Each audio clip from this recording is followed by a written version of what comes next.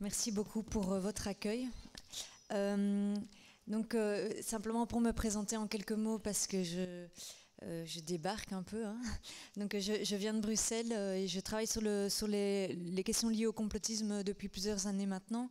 Je suis historienne, j'enseigne l'histoire à l'Institut supérieur de pédagogie de Bruxelles, c'est-à-dire qu'en fait je forme des futurs enseignants. Donc je suis dans la formation d'enseignants. Et donc, à la base, je suis surtout une didacticienne, mais j'ai aussi beaucoup travaillé sur les questions de lutte contre le racisme et contre les discriminations. Vous allez voir que ça rentre vraiment pleinement en ligne de compte dans ma réflexion.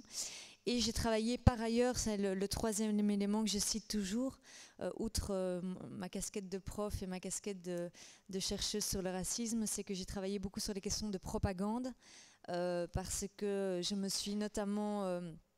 J'ai notamment bossé sur la question de la compréhension et de la narration autour du conflit syrien. Et donc voilà, j'ai travaillé aussi sur ces questions de propagande. Et c'est vraiment ces trois aspects-là, à la fois le racisme, la propagande et puis l'aspect plutôt éducation, qui m'ont amené progressivement à avoir une vraie réflexion de fond sur ce phénomène complotiste. Et effectivement, j'ai édité en octobre dernier un bouquin qui essayait un petit peu d'être la synthèse, en tout cas une première synthèse, parce que c'est en perpétuel mouvement cette réflexion sur cela.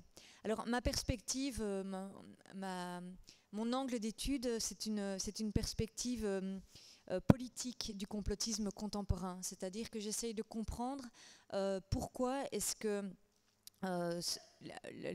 les théories du complot, ce qu'on appelle les théories du complot, qui sont en fait un phénomène ancien, je vais en redire quelques mots sur l'historique. Pourquoi est-ce qu'il y a une résurgence de ce phénomène depuis une quinzaine d'années? Pourquoi ça a pris une telle ampleur? Et je me suis en fait très peu intéressée au mécanisme des théories du complot. Ça, il y a d'autres experts, d'autres chercheurs qui travaillent là-dessus. Moi, je me suis surtout intéressée à l'imaginaire collectif dans lequel ça s'inscrit, c'est-à-dire au terreau politique dans lequel c'est apparu. Et c'est là qu'on va y revenir, vous allez voir, aux questions de racisme et propagande. Alors, juste d'emblée quelques mots pour ceux qui ne le savent pas sur le complotisme. D'abord, qu'est-ce que c'est le complotisme? C'est toujours bon de définir. Bon, il n'y a pas vraiment une définition fixe, mais moi je l'appréhende comme un imaginaire, ce que j'appelle un imaginaire du doute systématique, c'est-à-dire de la défiance systématisée, une posture qui refuse de croire en fait à ce qui serait le discours politique et médiatique officiel. Et ce qui est caractéristique à l'imaginaire complotiste, c'est d'adhérer à une vision où tout serait en fait une mise en scène au service d'intérêts cachés. Donc là, on sait qu'on est dans le complotisme, en quelque sorte, quand on a un réflexe de traquer en fait dans le réel, dans ce qu'on voit, de traquer ce qui seraient les indices d'une mise en scène et ce qui prouverait en quelque sorte des intérêts qu'on ne nous dirait pas. C'est le fameux « on vous ment », etc. On nous ment plutôt. Alors, c'est pas nouveau ce type. Non, d'abord, je voudrais d'abord dire que personnellement, je ne fais pas, comme je le disais déjà au préalable, je ne fais pas une fracture entre des gens qui seraient complotistes et des gens qui seraient non complotistes. Je crois que c'est à appréhender encore une fois comme un imaginaire collectif. Nous en sommes tous imprégnés à des degrés divers de cet imaginaire. Donc, personnellement, je refuse totalement cette espèce de manichéisme dans lequel on nous entraîne souvent maintenant, où il y aurait quelques groupes à combattre qui seraient contaminés par le complotisme, et puis tous les gens qui seraient du bon côté. Je pense que c'est quelque chose duquel nous sommes tous imprégnés, et qui doit interroger avant tout notre propre discours, notre propre parole. Alors, au niveau historique, quelques mots. Donc c'est pas nouveau, comme je le disais. Si on se repenche sur l'histoire en France, bon, je suis belge, mais je sais quand même m'adapter au public, donc je parle de la France. Donc et puis en l'occurrence, en plus, les origines sont plutôt françaises ici. La première forme structurée, idéologisée du complotisme, c'est autour de la Révolution française, et ça émane d'acteurs réactionnaires, c'est-à-dire hostiles à la Révolution. Ça, c'est important parce qu'on va le voir à travers l'histoire, le complotisme vient toujours comme une arme hostile à l'émancipation. On parle d'émancipation aujourd'hui.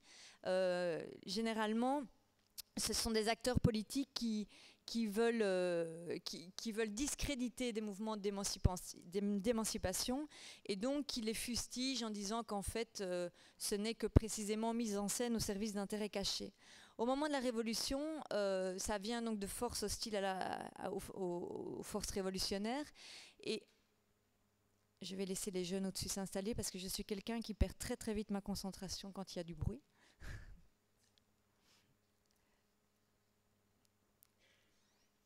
Ils sont nombreux en plus. Donc l'idée c'est de désigner, alors à l'époque ce n'est pas encore le complot, le fameux complot juif, mais de désigner la franc-maçonnerie comme le groupuscule qui serait à la base de la fomentation de la Révolution. La franc-maçonnerie, et puis déjà aussi un objet narratif qui revient beaucoup maintenant, c'est les Illuminati. C'est les Illuminés de Bavière. Et donc on a déjà donc, des premiers pamphlets conspirationnistes qui datent de la fin du XVIIIe siècle, qui désignent le complot franc-maçon, le complot des Illuminés de Bavière, et qui disent en quelque sorte, qui jettent le discrédit sur les forces révolutionnaires. Alors, ça, c'est simplement pour vous en dire l'origine. Au fur et à mesure du XIXe siècle, je ne vais pas rentrer dans les détails, mais ça se charge progressivement de la sémantique antisémite. Donc, progressivement, le complot maçonnique devient le complot judéo-maçonnique et ou le complot juif. Ça trouve un point de cristallisation très important à la jonction entre le 19e et le 20e siècle autour de ce fameux texte qui s'appelle les Protocoles des Sages de Sion, qui revient aussi beaucoup maintenant à travers le net, qui est pour ceux qui ne connaissent pas ce document ou qui ne connaissent pas bien le contexte de son émergence, qui est un document, un faux commandé par la police du tsar en Russie, encore une fois par peur des forces révolutionnaires en Russie. Donc c'est dans le contexte de la pré-révolution russe. Bon, alors ce document, pour finir, ne sera pas utilisé par le tsar parce qu'il a peur que ça le discrédite, mais ça n'empêchera pas la diffusion. Petite précision, ce document donc décrit ce qui serait donc un plan juif de conquête du monde à travers les révolutions, etc., pour en fait installer la domination juive. Il est, je le disais, malgré que le tsar ne l'utilise pas, il est utilisé, il est diffusé, pardon, en France et en Europe, pas seulement en France là, pour le coup, par les réseaux fascistes, enfin dans toute l'émergence du fascisme, du nazisme, première moitié du XXe siècle. Ça a notamment abouti à la haine antisémite, à son sommet évidemment à la Deuxième Guerre mondiale. Et puis précisément après la Deuxième Guerre mondiale, il y a un effet choc évidemment après le génocide juif. On interdit les protocoles des Sages de Sion notamment, et il y a un tassement, on va dire, de ce complotisme qui était en fait assez mainstream première moitié du XXe siècle. Et donc, je ne dis pas du tout qu'à partir de la deuxième moitié du XXe siècle, le complotisme disparaît. Il existe toujours évidemment, mais comme phénomène plutôt marginal. Et il fait un comeback assez retentissant, et donc là j'en viens vraiment encore de mon propos, depuis une quinzaine d'années, donc depuis les entrées dans les années 2000, où on a en fait un retour de ces théories qui recyclent en fait les mêmes textes dont je viens de brièvement vous parler. J'ai dû condenser vraiment fort, mais il y a aussi pas mal de littérature antisémite du 19e siècle, notamment le discours du rabbin, pour ceux qui connaissent, qui sont vraiment des écrits fondateurs au niveau du complotisme antisémite. On voit aujourd'hui ces textes revenir à travers le net notamment, et on voit toute une symbolique, toute une sémantique similaire à ce vieux complotisme, on pourrait dire, qui revêt désormais des contours contemporains. Donc qui vient quelque part épouser des problèmes contemporains de société. Alors, moi, mon travail, ça a été de me poser la question pourquoi ça revient. C'est-à-dire pourquoi est-ce qu'un phénomène dont on aurait pu penser qu'il était révolu revient. Alors, il y a évidemment l'aspect d'Internet dont je parlerai tout à l'heure, parce qu'évidemment au niveau du format, je pense que c'est incontournable de l'évoquer. Mais je voudrais surtout vous parler, comme je vous le disais tout à l'heure, moi, du terreau plutôt de société dans lequel ça s'est inscrit. Et l'hypothèse que je fais et sur laquelle j'ai travaillé, c'est de partir de cette observation qu'en fait, les théories du complot sont revenues massivement à partir du 11 septembre 2001. Ça ne veut pas dire encore une fois qu'il n'y en avait pas avant, hein. Mais elles sont revenues de manière massive à ce moment-là. Et dans mon travail, j'ai appréhendé cet événement du 11 septembre 2001 comme ce que j'appelle un nouveau mythe contemporain, un nouvel événement fondateur qui a en quelque sorte refondé ou restructuré un imaginaire collectif.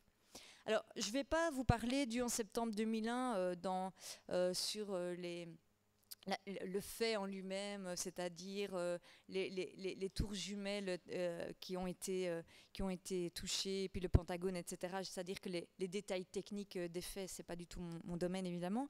Par contre, ce qui est intéressant d'observer, c'est comment ça a vraiment structuré les imaginaires. Il faut se rappeler que le 11 septembre 2001, d'abord, ça a été un choc terrible dans l'opinion publique. On a parfois tendance un petit peu à l'oublier avec le temps. Mais sur le moment, on a été vraiment, et cela à l'échelle internationale, saisi d'effroi. C'est-à-dire la violence de l'attaque, le nombre de morts, le fait que ça faisait quand même plusieurs décennies, en tout cas avec une telle ampleur que les territoires dits occidentaux n'avaient plus été attaqués. Il y avait un peu l'idée, ça y est, la guerre revient, etc. Donc il y a eu vraiment, je pense que ce n'est pas inutile de se rappeler de ce choc parce qu'il est venu en quelque sorte comme une ligne de fond. Il y a eu surtout après le 11 septembre 2001 tout un nouveau discours qui s'est servi de cet événement pour justifier toute une série de politiques. Alors rappelons-nous, très vite après les attentats, évidemment Bush qui était au pouvoir aux États-Unis se sert, ça c'est un avis un petit peu personnel, mais enfin en tout cas parle de l'événement en des termes extrêmement clivants et avec une coloration, donne à l'événement une coloration très civilisationnelle. C'est-à-dire, je ne sais pas si vous vous rappelez de son premier discours après les événements, il paraphrase notamment le Christ en disant ceux qui ne sont pas avec nous sont contre nous. Et donc, il y a très vite l'idée qu'il y a deux camps, qu'il va falloir choisir son camp. Et que soit on est du côté de ceux qui ont été attaqués, et très vite, on voit que dans les discours officiels, politiques et médiatiques d'ailleurs, ceux qui ont été attaqués, on les revêt d'une sémantique liée aux Lumières, à la démocratie, à la civilisation. Et puis, en quelque sorte, ceux qui sont à combattre seraient à combattre, c'est-à-dire les terroristes, ici en l'occurrence Al-Qaïda, désignés comme les barbares, la terreur, etc. Et donc, petite parenthèse, on est encore en plein dans cette scénarisation-là aujourd'hui, avec notamment la nouvelle vague d'attentats qui a touché la France et l'Europe depuis quelques années. C'est qu'on a eu une structuration de la parole politique et du débat public sous le mode civilisationnel, sous le mode eux et nous. Ça, c'est très important, parce que pour comprendre l'adhésion, notamment à l'imaginaire complotiste, on ne peut pas la comprendre sans comprendre cette structuration de la pensée. Le problème, c'est qu'évidemment, beaucoup de personnes au sein de nos sociétés ne se sont pas reconnues dans cette polarisation. C'est-à-dire, soit n'ont pas voulu choisir leur camp, ou soit n'ont pas... se sont sentis stigmatisés, se sont sentis, notamment je pense aux personnes de confession, de culture musulmane, puisqu'évidemment dans le eux et le nous, il y a eu très vite une cristallisation autour de la question de l'islam, des musulmans, etc. Et donc toute une série de personnes effectivement ne se sont pas retrouvées dans ce nouveau pacte, on pourrait dire, ou dans ce chantage. Ça a ouvert ce que j'appelle personnellement l'ère du désaveu et de la défiance systématique à l'égard du politique et à l'égard de la parole médiatique, puisqu'on parle des médias ici aussi. Alors, à tort ou à raison, une série de personnes sont rentrées dans une posture où ils ont dit en quelque sorte « nous n'avons plus confiance dans ce qu'on nous dit ». Pourquoi? Parce que notamment, donc, le 11 septembre a auguré toute une série de politiques discriminatoires, en tout cas qui ont engendré des discriminations avec toutes les politiques sécuritaires au sein de nos sociétés, encore une fois, qui ont fait que certaines personnes ont eu l'impression qu'on se servait d'un événement pour les stigmatiser, pour les mettre à part, pour les mettre au banc. Et puis il y a eu aussi quelque chose de très important à évoquer, c'est ce que j'appelle le volet international de ce post-septembre 2001, c'est les interventions de l'administration américaine à l'étranger. Très vite après le 11 septembre, il y a l'intervention en Afghanistan, et en 2003, point très cristallisant dans l'opinion publique, il y a la fameuse intervention en Irak. Si on regarde aujourd'hui la sémantique sur les sites conspirationnistes, etc., on voit que deux éléments, deux points historiques reviennent en boucle. C'est le 11 septembre 2001 et c'est l'intervention en Irak. Alors, pourquoi est-ce que l'intervention en Irak a été si cristallisante? L'intervention en Irak, c'est ce qu'on pourrait appeler la preuve du mensonge. C'est-à-dire que on sait que l'administration en Irak se sert en toile de fond, l'administration Bush, pardon, se sert en toile de fond du 11 septembre 2001 pour justifier cette intervention. Surtout, elle avance un faux prétexte qui est cette fameuse histoire des armes de destruction massive que Saddam Hussein posséderait. Bon, on sait aujourd'hui, il y a quelques mois, je pense même Tony Blair lui-même l'a reconnu publiquement, que c'était un prétexte. Et les gens, enfin quand je dis les gens ici, c'est-à-dire les sociétés civiles, effectivement n'y ont pas cru. Il faut se rappeler aussi qu'en 2003, il y a eu une mobilisation assez massive, enfin, très massive contre cette intervention en Irak. Plusieurs centaines de milliers de personnes dans toutes les grandes villes d'Europe, aussi aux États-Unis, d'ailleurs aussi dans les pays extra-occidentaux. Donc ce désaveu citoyen s'exprime de manière, sort dans les rues. Et encore une fois, moi je parle ici de l'imaginaire. L'impression que massivement l'opinion publique a eue, c'est que c'était balayé d'un revers de la main. C'est-à-dire que l'opposition à cette intervention n'a pas été entendue et que, encore une fois, ceux qui seraient les médias, les politiques, mentent et qu'on ne peut plus les croire. Alors, je vous décris de manière évidemment très schématique, hein, mais c'est pour que vous compreniez un peu la logique. Tout ce terreau que je viens de vous décrire, ou en tout cas cette séquence historique, a réactivé en fait, dans l'imaginaire collectif, des douleurs anciennes. C'est-à-dire que des schèmes et des douleurs anciennes qui étaient très présents, qui faisaient partie de certaines composantes de nos sociétés, sont devenus en quelque sorte à la faveur de ces événements insupportables. Je m'explique. Toute cette histoire, notamment autour de l'intervention en Irak, aussi des politiques de discrimination dans l'après-11 septembre 2001, a réveillé notamment ce que j'appelle la douleur de l'impérialisme et du colonialisme. C'est-à-dire qu'il y a eu l'impression, l'impression était déjà là évidemment, c'est-à-dire que l'impression que l'Occident imposait ses règles, mentait pour pouvoir faire ce qu'il voulait, etc., était déjà présente, mais ce sentiment d'injustice est devenu, au sein de certaines composantes de la société, en quelque sorte paradigmatique, insupportable. C'est-à-dire que c'est devenu, en quelque sorte, le seul élément explicatif des injustices vécues.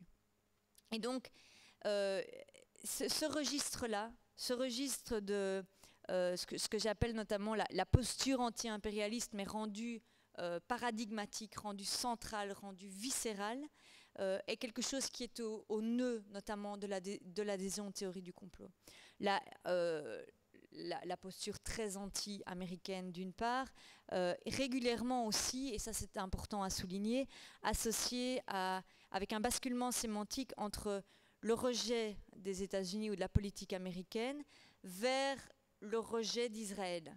on a vu aussi à la faveur de ces événements de plus en plus une logique qui faisait basculer l'anti-impérialisme classique, c'est-à-dire l'anti-impérialisme anti-américain, on va dire, vers quelque chose qui prenait la teneur d'une obsession de plus en plus viscérale à l'égard de l'État d'Israël, qui le rendait de plus en plus responsable, supposé des logiques d'oppression.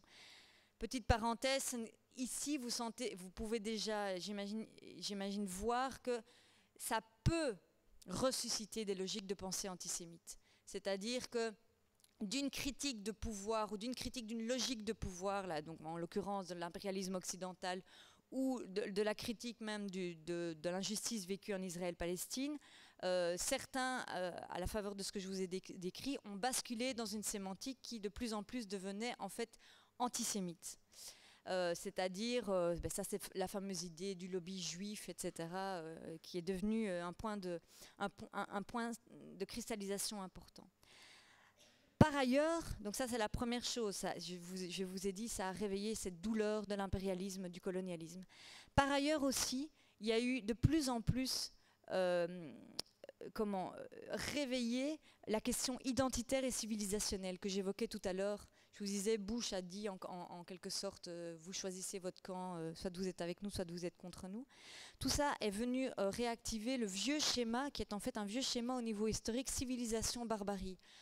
C'est le fameux schéma à l'œuvre dans les croisades, etc. Et donc on est en plein dedans aujourd'hui. Hein. Si on écoute les discours des candidats aux élections présidentielles, on est tout le temps dans ce schéma-là. C'est la prégnance de la question identitaire. C'est vraiment le mode de pensée qui décrit, qui assigne quelqu'un à son origine supposée ou à son appartenance supposée. Ce registre civilisationnel s'est nourri beaucoup d'une logique islamophobe, c'est-à-dire j'ai pas vraiment le temps de développer aussi, mais le 11 septembre 2001, c'est aussi la construction de ce qu'on a appelé le problème musulman, c'est-à-dire la focalisation de plus en plus importante du débat public autour de la question islamisme, islam, laïcité en France particulièrement. Pour le coup, là, je peux dire en France particulièrement. Et donc, ça, c'est le deuxième point de tension, c'est la deuxième logique de pensée raciste qui est présente aussi depuis 15 ans, c'est la question, c'est le racisme à l'égard des musulmans, ou c'est en tout cas la logique de pensée qui désigne l'islam comme une menace. Et donc, vous voyez déjà que dans ce que je vous ai décrit, on voit les deux logiques de pensée qui sont des logiques de pensée potentiellement racistes, ou en tout cas interro-contemporains qui vient remobiliser des registres de pensée potentiellement racistes et discriminants à l'égard de minorités culturelles. Alors, sur tout ce que je viens de vous décrire, et je sais que c'est quand même déjà assez dense, mais il y a certains acteurs politiques qui sont, et là on est en plein dans le on va dire d'où vient le complotisme. Certains acteurs politiques ont proposé ce que j'appelle des narrations de substitution. C'est-à-dire que, comme je vous le décrivais tout à l'heure, toute une série d'entre nous ne se sont plus retrouvés dans, quelque part, le débat public tel qu'il était présenté, ou en tout cas la parole publique telle qu'elle était livrée. Une série d'acteurs politiques ont proposé ce que j'appelle des récits de rupture. C'est-à-dire, on dit en quelque sorte, les médias vous mentent, on vous manipule, ne croyez plus, vous voyez bien que, toujours notamment en reprenant notamment cette histoire de l'Irak, vous avez bien vu en Irak qu'on vous a menti, donc on vous ment, et donc croyez-moi plutôt que eux. C'est ça la logique complotiste. Hein. Et on a vu apparaître depuis une quinzaine d'années, et là j'en viens à la question du web, toute une série d'acteurs de propagande, j'en viens aussi à la question de la propagande, qui ont utilisé le net pour proposer ce qu'on appelle aujourd'hui la presse alternative. Vous savez que maintenant, ce mot alternatif est arrivé, on est vraiment au bout du processus, hein, parce que maintenant tout ce récit alternatif est arrivé à la tête au sommet de l'État américain, puisque maintenant c'est soi-disant la tête du sommet américain elle-même qui est alternative, donc on en perd la tête. Mais c'est ça l'origine. C'est-à-dire que des acteurs politiques qui étaient, je vais vous dire d'où ils viennent, hein, ils ne sortent pas de nulle part, ont en quelque sorte surfé sur la défiance ambiance, sur la rupture de confiance, pour dire nous on vous propose l'autre version. Donc encore une fois on en revient à la polarisation dont je vous parlais tout à l'heure. Si vous ne pouvez plus croire à la version officielle, eh bien nous on va vous offrir le récit alternatif. Et ça en gros c'est le schéma de tout le complotisme tel qu'il se diffuse sur Internet. Vraiment, évidemment, dans les grandes lignes. Qui sont ces acteurs politiques qui ont diffusé ces narrations de substitution?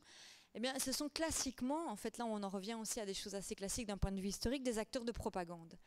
Ils sont divers, je vais vous parler simplement de ceux que moi je connais et ceux que j'ai étudiés.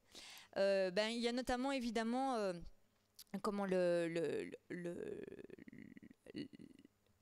j'arrive pas à trouver le bon mot, en tout cas l'organe de communication, on pourrait dire, du Kremlin, qui est très actif aujourd'hui, d'ailleurs plus que jamais, qui a assez vite, après le 11 septembre 2001, mais c'est pas le seul, encore une fois, hein, j'en parle parce que j'ai étudié ça plus particulièrement pour le cas de la Syrie, utiliser le net pour proposer sa version des événements en disant voilà, vous avez la version occidentale qui vous est donnée par les médias mainstream et donc nous on vous donne notre version à nous en surfant régulièrement sur des logiques conspirationnistes. Il y a eu aussi, évidemment, en miroir, ce même phénomène dans les médias dits mainstream. C'est-à-dire qu'il y a eu de plus en plus une polarisation entre ce qui serait le discours officiel et le discours alternatif ou le discours, la narration de substitution. Et donc, en fait, c'est au nom de la défiance vis-à-vis du politique et des médias, on nous a resservi des discours de propagande qui servent généralement d'autres logiques de pression. Ça a été aussi le cas en Syrie du régime de Bachar el-Assad. Encore une fois, j'en parle parce que ça, c'est une question que j'ai bien étudiée, qui a aussi beaucoup utilisé cette posture, cette idée « on ne croit plus ce qu'on nous dit, on nous ment ». Et donc, Assad, dès le début des événements en Syrie, a dit « en fait, les médias vous mentent, moi, je vais vous donner la vraie version, la vraie réalité de ce qui se passe chez moi. » Et au niveau du format, là j'en viens au net, ce qui est avant tout un discours de propagande politique, s'est servi évidemment du net et de son format, et particulièrement du format image. Là on en vient justement à la question de l'image. C'est que la pensée complotiste n'aurait pas pu prendre une telle ampleur sans la vidéo et sans la photo aussi, mais particulièrement la vidéo. Je vais vous en dire quelques mots. Les premières théories du complot après le 11 septembre 2001, qui viennent d'ailleurs de personnes souvent proches de régimes du Moyen-Orient, etc. Donc on voit déjà la dynamique de propagande qui était quand même à l'œuvre. Mais très vite, elle se diffuse sur le net à travers des vidéos explicatives. Vous en avez déjà sûrement tous vu, enfin nous en avons tous vu parce qu'elles circulent quand même assez abondamment, notamment sur les réseaux sociaux. Ce sont des vidéos qui généralement, elles épousent plusieurs registres au niveau formel, mais généralement ce sont des vidéos qui traquent les mensonges, les failles de la version officielle, donc qui montrent, il y en a eu aussi pas mal sur les attentats de Charlie, je ne sais pas si vous vous en rappelez, qui montrent, Charlie, il y avait notamment cette histoire de rétroviseur, enfin, je la rappelle parce que généralement celle-là tout le monde l'a vue, donc des vidéos qui montrent un soi-disant rétroviseur qui change de couleur, pour ceux qui ne connaissent pas, au moment de Charlie Hebdo, et donc qui dit en quelque sorte, vous voyez, on voit qu'il y a quelque chose qui cloche dans les images qu'on nous a données dans les médias, et donc c'est la preuve du mensonge, et donc c'est la preuve d'une mise en scène. Vous voyez, toujours ce même basculement. On voit qu'il y a quelque chose qui ne collerait pas. Le conspirationnisme s'attache beaucoup à traquer les détails techniques. Et si les détails techniques ne collent pas, c'est qu'on nous ment et c'est que tout ça n'est que scénarisation. Donc il y a eu beaucoup de... la vidéo a permis ce genre de prétendu démontage du discours officiel, avec aussi quelque chose qui s'est beaucoup vu, c'est le format où une personne parle face caméra et explique à la personne qui regarde la vidéo quelle est la vraie vérité, vraie, en quelque sorte. C'est-à-dire un format très souvent, une vidéo avec un seul intervenant qui regarde droit dans les yeux la caméra et qui lui explique en quoi les politiques et les médias mentent et qui explique en quoi, au contraire, lui dit la vérité, en quelque sorte. Ça, c'est quelque chose qui, notamment, se diffuse beaucoup dans les jeunes générations, mais pas seulement. Pensons notamment à Alain Soral en France, si on veut prendre un cas qui est un peu connu. C'est vraiment ce format-là, ce format de parler directement à la personne qui le regarde. Pourquoi j'insiste sur ce format? C'est parce que je pense que c'est important pour comprendre les mécanismes, pour comprendre en quelque sorte une espèce de sectarisation, dogmatisation du discours. L'intention critique vis-à-vis de ce qu'on peut appeler le discours officiel, même si ce serait à déconstruire comme notion, mais l'intention critique, le fait de se poser des questions, le fait d'avoir des doutes sur ce qui se passe n'est pas du tout problématique en soi. Évidemment, ce qui devient problématique, c'est quand ça bascule dans ce que je viens de vous décrire. C'est une logique d'utiliser ce doute qui est légitime pour offrir en quelque sorte un discours qui est un discours qui véhicule la plupart du temps de la propagande, précisément un discours de propagande très souvent en soutien des régimes autoritaires, et puis aussi un discours raciste et antisémite. Donc je disais, la vidéo a permis que cette pensée se diffuse. Les réseaux sociaux plus largement. Vous savez qu'aujourd'hui, nous tous, j'allais dire les jeunes, mais il faut arrêter de remettre toujours tout sur les jeunes parce qu'on est tous concernés, nous allons chercher l'information essentiellement sur les réseaux sociaux.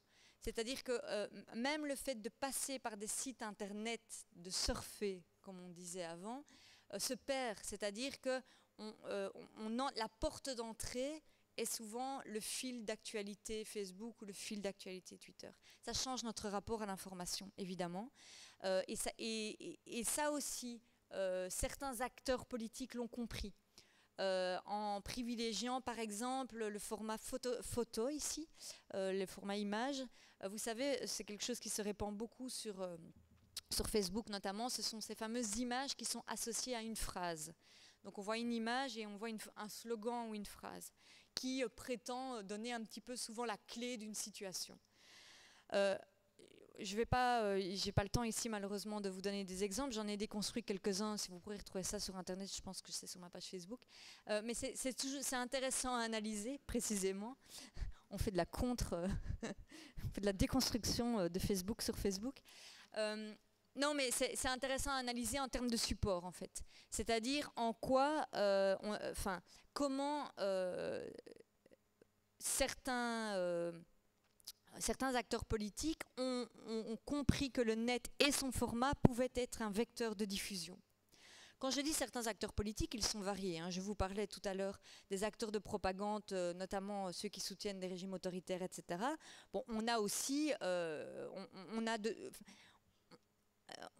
comment dire, on a maintenant de toute façon ces techniques qui sont utilisées par tout le monde. Elles sont utilisées par les médias normaux, on va dire. Elles sont utilisées par la pub. Donc ce sont des techniques qui se sont vraiment répandues. Mais qui sont très importantes pour comprendre pourquoi est-ce que l'imaginaire complotiste est devenu aussi massif. Le format, donc je vous ai d'abord décrit d'abord le terreau plutôt politique, mais il y a aussi la question du format et du net. Alors, je vais essayer de rester dans le temps imparti. Je voudrais vous dire, avant de conclure, que en fait, je pense que sur le plan historique, encore une fois, puisque je suis historienne, si tout cela est advenu, si nous sommes dans ce climat aujourd'hui qui atteint son paroxysme, puisque vous voyez que en fait cette confusion atteint aujourd'hui même, on va dire, le pouvoir lui-même. C'est-à-dire que maintenant, en fait, la logique pouvoir contre pouvoir ne marche plus dans la mesure où les candidats à la présidentielle eux-mêmes utilisent la rhétorique complotiste. Donc on en est à un stade où on voit vraiment, j'ai envie de dire de manière tangible, à quel point le complotisme est une arme, pour moi, hostile à l'émancipation. C'est qu'on voit par exemple quelqu'un comme Fillon, j'y pense parce que c'était assez flagrant, qui utilise la rhétorique complotiste pour dire qu'il est en fait victime d'un complot médiatique et des juges, etc. c'est très clairement quelque chose qui empêche la critique politique. C'est-à-dire que voilà, c'est quelque chose qui est servi pour discréditer ses adversaires et pour que, disons, le débat démocratique n'ait plus lieu, en fait. On en est à ce point-là. Alors, pourquoi est-ce que tout cela a pu advenir, au-delà de tout ce que je viens de vous dire? C'est que nous sommes, je pense, dans une période de rupture au niveau de la mémoire qui est très profonde. Cette rupture au niveau de la mémoire, elle se joue sur différents plans. Il y a d'abord une rupture mémorielle à l'égard de la Deuxième Guerre mondiale, dont on doit prendre la mesure, c'est qu'on est dans les premières années où, où les survivants de la Deuxième Guerre mondiale sont progressivement en train de disparaître. C'est-à-dire que l'accès aux témoignages directs de la Deuxième Guerre mondiale, progressivement, ça ne nous est plus, on n'y a plus accès. Alors, pourquoi je dis ça? Parce que la Deuxième Guerre mondiale avait structuré très massivement le débat public. La mémoire de la Deuxième Guerre mondiale, le plus jamais ça. Les balises au niveau du débat démocratique, ce qu'on pourrait aussi appeler les balises antifascistes, ou en tout cas ceux qui se voulaient protéger la démocratie, les institutions, etc. Avec le temps, je ne dis pas qu'elles sont plus présentes, mais elles ne sont plus tangibles de la même manière. Un jeune aujourd'hui n'a plus forcément entendu, comme ça a été notre cas, enfin notre cas, beaucoup d'entre nous, n'a plus forcément entendu de manière directe les récits, notamment de la mémoire des camps, etc. C'est important à souligner, parce que c'est dans cela que s'engouffre aussi ce discours, notamment la parole négationniste, parce qu'il faut aussi quand même dire que, disons, à la faveur de ce climat, la parole négationniste se réinvite. Quand je parle du négationnisme, c'est évidemment le négationnisme à l'égard du génocide juif, mais la logique négationniste s'applique aussi à d'autres crimes. C'est de nier l'existence. C'est en fait le rapport au fait qui n'est plus aussi évident qu'avant. On est plutôt dans un rapport de croyance, en fait. Donc je disais, rupture mémorielle très importante par rapport à la Deuxième Guerre mondiale. Autre rupture mémorielle, ou en tout cas quelque chose d'important à souligner, c'est plutôt un réveil mémoriel de ce que je vous disais tout à l'heure, c'est le réveil de la mémoire de la colonisation, de la mémoire de l'impérialisme occidental. On a en fait une demande de plus en plus importante d'un récit autour de ces questions. C'est d'ailleurs ce sur quoi des gens comme Soral ou Dieudonné ont beaucoup surfé, hein, en posant d'ailleurs une très mauvaise question, une très perverse question, en disant pourquoi est-ce qu'on parle toujours du génocide juif et pas de la colonisation, par exemple. Évidemment, c'est une très mauvaise question parce que c'est poser les choses en termes de concurrence des mémoires et des victimes, mais ça veut dire que ça surfe sur une vraie question qui est une demande d'un récit autour de certaines souffrances, et notamment une demande criante d'un récit autour de la question de la colonisation. Ça s'est aussi un peu invité dans le débat des présidentielles, cette question d'ailleurs. Rupture mémorielle aussi, évidemment, causée par le web. C'est-à-dire qu'on a un rapport aujourd'hui à la transmission qui a été profondément modifié par ce format. Et que dans cette espèce d'immense magma d'informations qui circulent, savoir qui a autorité, qui croire, qui ne pas croire, qui est légitime, ça devient de plus en plus compliqué. Et on voit d'ailleurs que les initiatives qui tentent de baliser un petit peu le net ne sont pas forcément bien accueillies. Parce que, en fait, ça a modifié le rapport à la transmission. C'est-à-dire que le rapport ascendant à la transmission, on pourrait dire la posture d'injonction, voilà quels sont les faits et tu dois y adhérer, aujourd'hui ça ne fonctionne plus. Parce qu'on a trop de récits et de contre-récits qui cohabitent ensemble sur le net. Alors pour en sortir, ce sera mon dernier mot, j'essaie toujours de terminer sur une note d'espoir, ou en tout cas de donner quelques pistes et quelques perspectives. Je n'ai pas évidemment de solution magique, mais en ayant quand même parlé avec beaucoup de jeunes notamment, il m'a semblé pouvoir dégager quelques pistes. Alors le discours d'injonction, comme je viens de dire aujourd'hui, ne marche pas. Donc par exemple, je pense ici notamment aux jeunes et aux enseignants qui peuvent être présents ici, qui sont parfois un petit peu désarmés. Si on a un jeune qui est vraiment pris dans une logique conspirationniste, lui dire « c'est pas vrai, tu te trompes », etc., ça ne marche pas. Donc il faut quitter, et c'est un deuil abyssal à faire, il faut quitter le discours d'injonction. Facile à dire, mais alors justement, comment faire? Alors il y a d'abord une attention aux faits et à l'esprit critique à remettre au centre. Il faut réapprendre, et réapprendre, encore une fois, pas seulement réapprendre aux jeunes, mais réapprendre à nous-mêmes, à nous interroger sur qu'est-ce que c'est un fait, comment j'y ai accès, s'interroger sur les sources. Je suis historienne, donc moi personnellement avec mes étudiants je réemploie tout simplement les vieilles méthodes de critique des sources, de critique historique, qui me parlent, pourquoi ils me disent ça, etc. Enfin des questions très basiques, mais que beaucoup ne se posent plus, notamment sur le net. Donc je pense qu'il y a tout cet aspect de réapprendre, de se réarmer par rapport à l'information, pour en fait être capable de nous-mêmes nous situer. L'idée n'est pas qu'une instance nous dise ce qu'il faut croire ou ne pas croire, puisque je vous disais, ça on a fini, ça ne marche plus, mais se réarmer pour pouvoir nous-mêmes nous situer par rapport aux faits. Il y a des initiatives en ce sens de ce qu'on appelle maintenant le fact-checking sur le net, etc. Je pense que c'est bien, mais je pense que ce n'est pas suffisant. Parce que si, encore une fois, d'abord, il faut, si le fact-checking ne peut pas être une posture, comme je vous le disais, extérieure ou ascendante. Il faut qu'en fait, chaque personne puisse elle-même faire son propre fact-checking. C'est-à-dire qu'on doit être tous capables de pouvoir vérifier les faits. C'est ça le vrai enjeu. Donc ça, c'est la première chose. Mais la deuxième chose qui est encore plus importante, à mon sens, et dont on parle moins, c'est que tout ce que je viens de vous décrire, pour moi, c'est le symptôme d'une société qui est en... Bon, vous voyez, le sous-titre de mon livre, c'est la maladie d'une société fracturée. C'est une société qui est profondément fracturée, il y a une soif immense d'une plus grande éthique. C'est très frappant quand on s'attache au discours conspirationniste, quand on parle aussi avec des personnes qui adhèrent à des degrés divers à cette logique, et encore une fois, on y est tous, c'est que derrière, il y a toujours deux choses qui reviennent, deux mantras. C'est on veut plus de transparence, on veut plus de justice. C'est toujours l'intention qui a derrière l'adhésion. Alors évidemment, les faits ou le basculement ne donnent pas toujours, donnent même rarement plus de transparence et plus de justice. Je vous le disais, quand Fillon commence à utiliser cette rhétorique-là pour se dédouaner, on voit bien qu'on n'est plus du tout dans la transparence et la justice. Mais il y a une intention derrière de dire... On veut savoir. Donc, par exemple, je pense au niveau des médias, je pense qu'il est très important que les médias expliquent leur méthode, soient plus transparents. Il y a ce qu'on appelle la fabrique de l'information. Il faut expliquer comment on fabrique l'information, comment on sélectionne, pourquoi on parle de ça et pourquoi on ne parle pas de ça. Parce que c'est ça les questions qui obsèdent les gens. Notamment, il y a le fameux mantra de l'indignation sélective qui revient beaucoup chez des jeunes, notamment en disant « mais on parle de certaines situations de guerre et d'autres on n'en parle pas ». Eh bien, je pense que les journalistes doivent être prêts à expliquer ça. Soit de dire, on ne parle pas de tout parce qu'on n'a pas le temps, ou bien soit on dit, on fait un choix, mais alors on explique notre choix. Donc je pense qu'il y a la question de la transparence, elle est très importante. La question de la justice aussi, évidemment, travailler pour une société plus juste, c'est-à-dire qui donne sa place à tous. Bon, ça a l'air un petit peu bateau, et à la fois, c'est vraiment...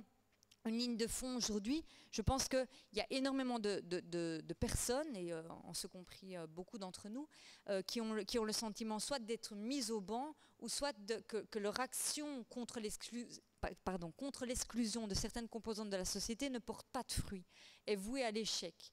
Et ça, je pense qu'on doit recréer en fait l'espoir ou les armes, redonner les armes pour pouvoir vraiment reproposer une parole d'émancipation active. Encore une fois, je reviens à l'émancipation parce que j'y tiens moi-même beaucoup.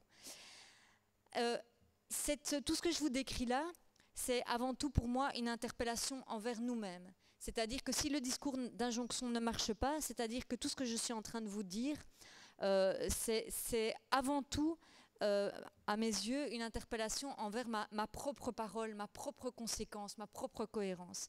On ne sortira pas de ce climat-là en restant dans la polarisation, en restant dans le nous, vous, en restant dans moi je suis du bon côté, vous êtes du mauvais côté, etc. C'est ce dont on est tout le temps.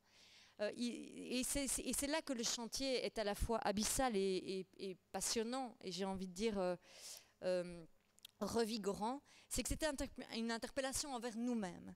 C'est comment travailler à ce que ma propre parole, mes propres actions soient plus cohérentes, plus conséquentes. En fait, comment est-ce que ce que je dis peut être conforme à ce que je fais? C'est vraiment, je pense, l'interpellation majeure que nous adresse ce phénomène, et c'est en bossant en ce sens qu'on peut recréer de la confiance. Je terminerai sur ce mot-là. Je pense qu'on est une société qui a un manque cruel de confiance. Dans ce climat de défiance systématique où on ne se croit plus, en fait, on croit que chacun est l'espion de l'autre. Enfin, quand je dis l'espion de manière imagée, évidemment. On doit recréer du lien et de la confiance, et que donc ça ne se fera que par un travail introspectif, j'ai envie de dire. Donc en ne jetant pas le problème et le trouble à l'extérieur de nous-mêmes. Merci à vous.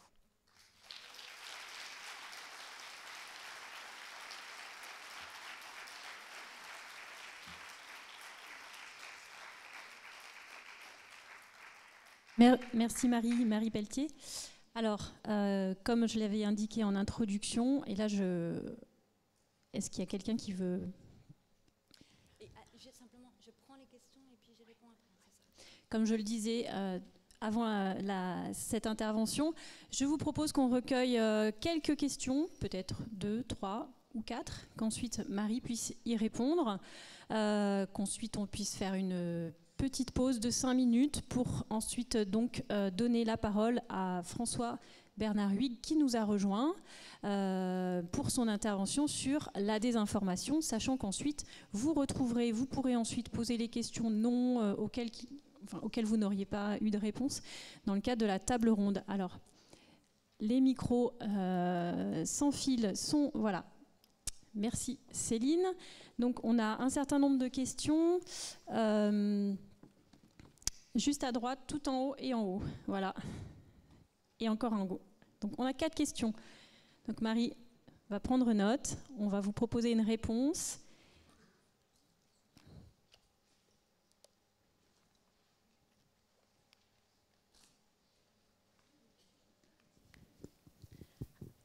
Alors on va prendre la question ici. Est-ce que le micro marche? Bonjour, merci beaucoup. Une question pour vous demander, dans quelle mesure, à votre avis, quand les médias ne font pas preuve de transparence sur leur façon de travailler, cela peut empirer ou pas? Je pense notamment au reportage de France 2 sur les bars de Sevran et le refus de la direction et des journalistes de donner des explications. Merci. Juste, est-ce que vous pouvez préciser qui vous êtes, d'où vous venez, qu'on puisse contextualiser votre question? Merci. Bien sûr, Leïla Berato, je suis journaliste pour Radio France Internationale. En haut, Madame Christine Canard, je vous donne la parole. Oui, bonjour. Donc merci pour votre discours très clair, là, très passionnant. Donc je suis psychologue et je suis déjà intervenue dans ce cadre-là, d'ailleurs, sur la construction identitaire à l'adolescence, parce que votre question identitaire, elle m'interpelle bien aussi. Mais c'est vos derniers propos là qui m'ont interpellée. Et autant je suis d'accord qu'on ait besoin de transparence sur les sources et quand on parle de certains faits, autant je trouve que ces temps-ci, depuis 1 an ou 2 là, trop de transparence donne au contraire beaucoup de méfiance et de défiance, je veux dire, dans tous les domaines. Hein, je veux dire, à l'université, par exemple, nous on reçoit depuis 1 an là, des messages des syndicats en permanence, hein, qui sont... Alors on n'est pas dans le complot, mais on est quand même dans la défense des idéologies de chaque côté. Et à la fin, on s'aperçoit bien sûr qu'on est sous-payé par rapport à un tel, qu'on est ci par rapport à ça, et ça crée beaucoup de méfiance et surtout une perte de légitimité, justement, je trouve, des institutions qui nous encadrent, quoi. Voilà. Donc, pour un droit à l'intimité, c'est ça? Si je résumerai, c'est aussi transparence versus intimité. Une question ici? Oui. Bonjour. Je voulais vous demander, dans le cadre de votre exposé, oui, Jacques Toledano, des Amis du monde diplomatique, il y a eu un effort fait quand même par un certain nombre de médias pour repérer ces sites, ce qu'on appelle post-information, ça veut dire de mensonges ou de complotistes.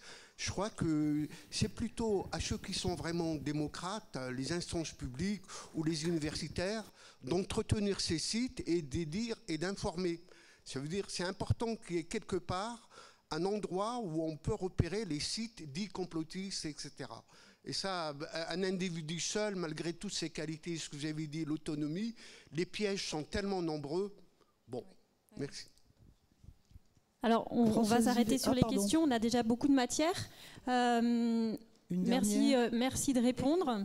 Non. Une dernière. Alors, Donc, madame a le Françoise micro, Vivet, alors je la laisse. citoyenne, Françoise Vivet, citoyenne, j'appartiens au réseau citoyen. Comment recréer une confiance citoyenne pour les adultes et les jeunes quand, par exemple, on vote des lois, par exemple la dernière, prolongation du temps pour l'instruction pour ceux qui tapent dans la caisse de l'argent public. Vous savez, il y a une prolongation, je crois que c'est maintenant pendant 5 ans. Ils attendent, tranquille, donc ils peuvent se représenter, etc. Bon, c'est un peu off. Je comprends. Je vais essayer de répondre à ça. Chaque intervention, en fait, je la comprends et je suis d'accord, j'ai envie de dire.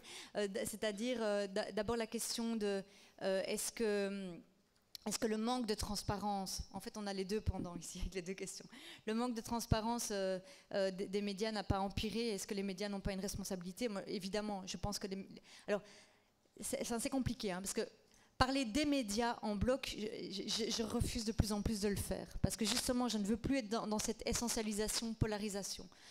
Moi, ce que j'explique surtout quand je parle avec des jeunes, c'est que les médias, ils sont multiples, les journalistes, ils sont multiples, il y en a des bons, il y en a des mauvais, il y en a des pourris, il y en a des... Bon, ouais, je pense qu'il faut remettre du jeu là-dedans.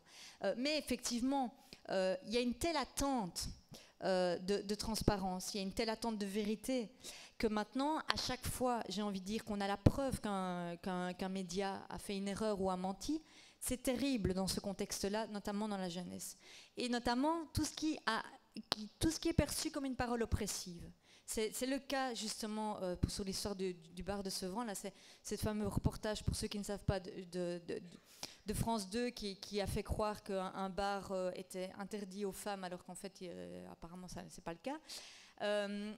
Évidemment que les populations qui se sentent déjà discriminées, stigmatisées, etc., et qui ont la preuve en quelque sorte qu'un média fait un reportage mensonger qui véhicule une image négative à leur égard, ça creuse la confiance, ça creuse la défiance justement, ça rompt la confiance. Et donc, par exemple, moi, j'ai suivi cette histoire parce que je suis beaucoup les polémiques médiatiques parce qu'elles nous apprennent beaucoup. Ce qui a été très intéressant, c'est qu'après d'autres médias ont fait des contre-enquêtes, notamment le Bondi Blog a fait une contre-enquête. Et ça, je pense que justement, c'est intéressant. C'est de montrer que même au sein des médias, il y a des débats, il y a des méthodes différentes, etc. Alors, par ailleurs, l'autre pendant, est-ce que trop de transparence, c'est pas aussi un problème? Je suis tout à fait d'accord. Et c'est là qu'on est tout le temps sur en fait, on est sur un fil sur ces questions-là. Il y a notamment aujourd'hui un problème dont je me rends compte beaucoup en allant dans les écoles, c'est la question de l'hypercritique. C'est en fait, à force de se poser des questions tout le temps, d'être dans le doute systématique, on n'a plus un socle suffisamment fort que pour avoir une colonne vertébrale et une assise. Ça, je le vois beaucoup, enfin, on peut voir ça beaucoup chez les jeunes. Et donc, effectivement, pour moi, c'est la même dynamique qu'une demande d'une transparence totale crée à un moment donné de la méfiance. Ça aussi, je pense que, et c'est compliqué, mais il faut à la fois entendre la demande de transparence et en même temps faire le deuil, effectivement, d'une transparence totale et peut-être même se dire qu'elle n'est pas toujours souhaitable. Je me rappelle, après les attentats, il y a eu les attentats à Bruxelles. Moi, je viens de Bruxelles et évidemment, en plus, comme beaucoup des auteurs des attentats venaient, j'ai envie de dire, de nos quartiers, il y avait comme ça enfin oui, la méfiance était à son comble de tous les côtés, j'ai envie de dire. Et il y avait beaucoup de fantasmes chez les jeunes que je fréquentais sur la question des services secrets, et ils disaient les services de renseignement ne disent pas tout. Je disais, mais services de renseignement, il ne faut pas commencer à dire tout, sinon c'est plus des services de renseignement. Et donc, là on voit bien qu'il y a justement, je pense que s'il y avait une confiance minimale, on accepterait que la transparence ne soit pas totale. Mais la confiance minimale n'est plus là. Donc c'est ça qu'il faut recréer. Et effectivement, la confiance minimale ne se recréera pas. C'est une illusion de penser que c'est par une transparence totale et qu'on va la recréer. Mais donc il faut travailler sur les différents plans à la fois.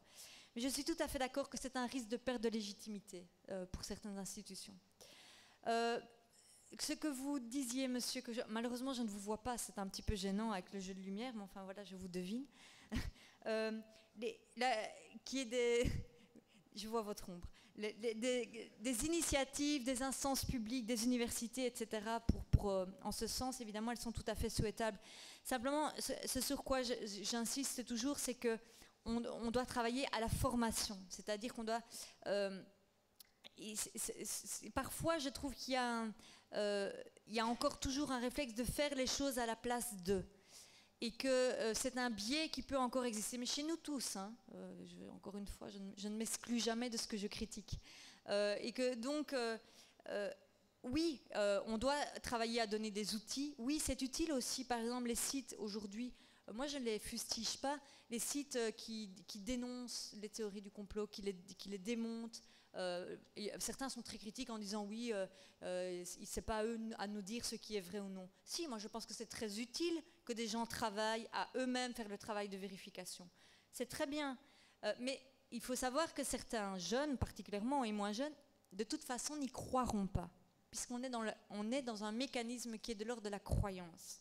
Et donc c'est pour ça qu'à côté de cela, il faut aussi recréer du lien et les réarmer à pouvoir avoir cet esprit critique par eux-mêmes. Donc, encore une fois, on doit travailler sur tous les plans à la fois.